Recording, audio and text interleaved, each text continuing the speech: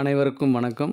நம்மளுடைய modern survey இன் Tamil YouTube சேனலில் MAWS மூலமாக வெளிவரக்கூடிய வேலைவாய்ப்புகளையும் அந்த வேலைவாய்ப்புகள் சம்பந்தமாக நீதிமன்றங்களில் உள்ள வழக்குகள் பற்றியும் நம்ம முறையாக வீடியோவாக அப்லோட் பண்ணிட்டு இருக்கோம். உங்கள் அனைவருக்குமே தெரியும்.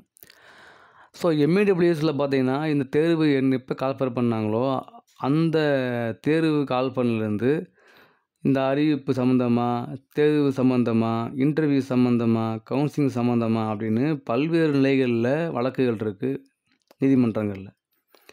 ஒவ்வொரு வழக்குகளையும் நம்ம போய் பார்த்தோம் அப்படின்னா நம்மளை அடுத்த ஸ்டெப் நம்மளால் போக முடியாது. ஸோ நமக்கு இதெல்லாம் பேசுபொருள் ஆகுதோ, இதெல்லாம் ஹியரிங்க்கு ஒரு ஆர்டர் ஆகுதோ நம்ம அதை வீடியோவை எடுத்து அப்லோட் பண்ணிட்டே இருக்கோம். இதெல்லாம் இருக்குது அப்படின்னு வெளியே போய் சேரணும் அப்படின்னு.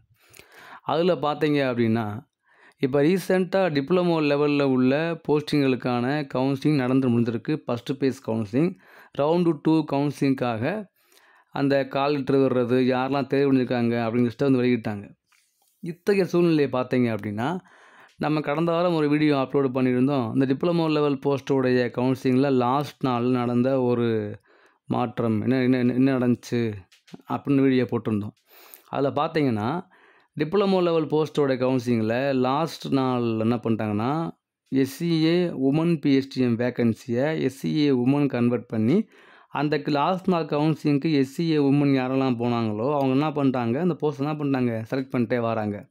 செலக்ட் பண்ணிட்டே வரும்போது என்ன ஆயிடுச்சு அப்படின்னா ஒர்க் இன்ஸ்பெக்டர் போஸ்ட்டில் சிவில், மெக்கானிக்கல், ட்ரிபிள்இ இந்த மாதிரி இருக்கும்போது இசிஏ முடித்தவங்க என்ன பண்ணுறாங்க, ஒர்க் இன்ஸ்பெக்டர் போஸ்ட் என்ன பண்ணுறாங்க, தேர்வு பண்ணிடுறாங்க. தேர்வு பண்ண பிறகு என்ன ஆகுது அப்படின்னா சில பேர் போஸ்டிங் ஆர்டரை வாங்கிட்டு அவங்க வீட்டுக்கு போயிடுறாங்க. அந்த லாஸ்ட்டு செக்ஷனில் என்ன ஆகிடுச்சுன்னா 3:30க்கு மேலே அவங்க ஈஸியை முடித்தவங்க கவுன்சிலிங் போகும்போது நீங்கள் ஈஸியை முடிச்சிட்டிங்க, அதனால் உங்களுக்கு இந்த போஸ்ட் எடுக்க முடியாது. ஏன்னா ஒர்க் இன்ஸ்பெக்டர் போஸ்ட்டில் ட்ரிபிள்இ மட்டும்தான் நாங்கள் குவாலிஃபை, இசிஜி குவாலிஃபை கிடையாதுனால அந்த லாஸ்ட் செக்ஷனில் யாரெல்லாம் நம்ம கவுன்சிலிங் போக காத்திருந்தாங்களோ அவங்க என்ன பண்ணுறாங்க, அவங்களாம் போஸ்டிங் எடுக்க முடியாமல் போச்சு. அப்புறம் என்ன பண்ணுறாங்க, அவங்க பற்றி பேசுகிறாங்க. நம்மளோட வீடியோ அப்லோட் பண்ணியிருந்தோம் டீட்டெயிலாக. இப்போ இவங்க என்ன பண்ணுறாங்க, இந்த ட்ரிபிள்இ இசிஇ முடிச்சுட்டு ஒர்க் இன்ஸ்பெக்டர் போஸ்ட் எடுக்க முடியாமல் போனவங்களும் அதற்கு முன் நடந்த கவுன்சிலிங்கில் இசிஇ முடிச்சுட்டு போஸ்டிங் தேர்வு பண்ணிட்டு போனாங்க இல்லையா, அவங்க என்ன பண்ணுறாங்க, நம்ம இந்த டிஎம்இடி பண்ண என்ன பண்ணுறாங்கன்னா வித்துகள் லிஸ்ட்டில் நம்பரை விட்டுறாங்க. வித்துகளில் வந்தவங்க யாருக்குமே போஸ்டிங் கிடையாதுங்கும் போது அப்போ இவங்க என்ன பண்ணுறாங்க, இந்த இசிஇ முடித்தவங்களாம் போய் ஒரு கேஸ் ஃபைல் பண்ணுறாங்க. அந்த கேஸ் என்ன பண்ணுறாங்க, ஃபைல் பண்ண பிறகு அது என்ன ஆகிப்போச்சு அப்படின்னா அந்த ஃபைல் பண்ணதுக்கு பிறகு அந்த வழக்கு என்ன ஆகுதுன்னா கோர்ட்டுக்கு கோர்ட் என்ன சொன்னாங்க அப்படின்னு நம்ம அதை பார்க்க போகிறோம் டீட்டெயிலாக வீடியோவாக. ஸோ நம்ம இப்போ பார்க்க வேண்டியது என்ன அப்படின்னா அவங்க வழக்கு ஃபைல் பண்ணாங்க இல்லையா, அந்த நம்மளுடைய இசிஇ முடிச்சுட்டு ட்ரிபிள்இ போஸ்ட்டு போனவங்க அவங்க வழக்கு ஃபைல் பண்ணது ஏப்ரல் 2, ஓகேங்களா. அதை பதிவு பண்ணது அதே ஏப்ரல் 2. சரி, ஓகே. இப்போ என்ன அதனால அப்படின்னா அதுக்கு என்ன பண்ணிட்டாங்கன்னா இந்த கேஸில் ஒரு மிக முக்கியமான இதுதான் அந்த prayer calling for records pertaining to the list of counselling withheld candidates Diploma Standard Technical Post dated 29/3/2025 published on the website of the first respondent and directing the respondent to appoint the petitioners for the post of work inspector notified under the notification number 1 DMA recruitment போட்டுருக்காங்க இல்லையா, இதுதான் prayer. அப்போ இந்த 2 நாளில் file பண்ண அந்த case இருக்குது இல்லைங்களா, அதுக்கு ஒரு இன்ட்ரீம் ஆர்டராக என்ன பண்ணுறாரு ஜட்ஜு ஒன்று போகிறார். என்ன பண்ணுறாரு அப்படின்னா Land Council for the petitioners permission to move this writ petition as lunch motion. Papers were processed by the registry and placed before this court around 3:30 p.m. It is not the fault of the petitioners that it had been placed 3:30 p.m. The petitioner had applied for the post of work inspector apart from the other post consequent to the notification issued by the Municipal Administration Department and the RUPN.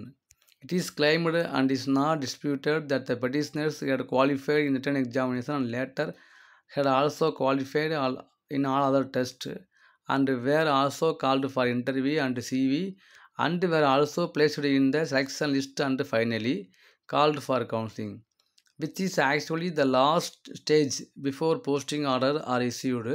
At the stage, the impugned order came to be passed, which did not give any reason so to why the petitioners stood disqualified, but only gave the enrollment number, the registration number, the rank, the counseling date with the remarks withheld. No further detail had been disclosed to the petitioners. This was dated 29/3/2025. So, 29/3/2025 and was postponed to 2/4/2025 today அன்னைக்கு. The petitioner had qualified in ECE, but the petitioner had qualified in EEE, but the qualification required in ECE. However, they were permitted as stated to participate in the written examination later. The certificates were verified and they were also interviewed and they were placed in selection list and they were to be issued with the appointment orders after counseling when they had been declared as withheld. It is contended by the Land Additional Advocate General that the petitioners had uploaded the code number of their educational qualification and therefore the portal had accepted the application and the petitioners had not produced any equivalent certificate. The Honorable Supreme Court in quite similar circumstance அப்படின்னு போட்டு ஏற்கனவே நடந்த case என்ன பண்ணுறாங்க, மேற்கோள் காட்டி என்ன பண்ணுறாங்க, கொண்டு வராங்க. So it is contended the counseling has ended today, but the court will have to condemn the act of the respondents in concluding the counseling when it had been informed to the council on record that the writ petition is going to move as a lunch motion and the papers had been served in the forenoon itself. ஓகேங்களா? அப்போ என்ன பண்ணுறாங்க, last என்ன பண்ணுறாங்கன்னா final என்ன சொல்கிறாங்க அப்படின்னா, அவங்களுக்கு list the matter for filing counter 7/4/2025 போட்டாங்க. அப்புறம் என்ன பண்ணிட்டாங்க அப்படின்னா 2/4/2025. ஓகேங்களா? என்ன சார் இது இங்கிலீஷில் அப்படி படிச்சுட்டே போகிறீங்க அப்படின்னா, நான் சொன்னேன்ல மேலே, அதுதான் கண்டென்ட் உள்ள. இந்த ட்ரிபிள்இ முடித்தவங்க தான் குவாலிஃபைடுன்னு சொல்கிறாங்க.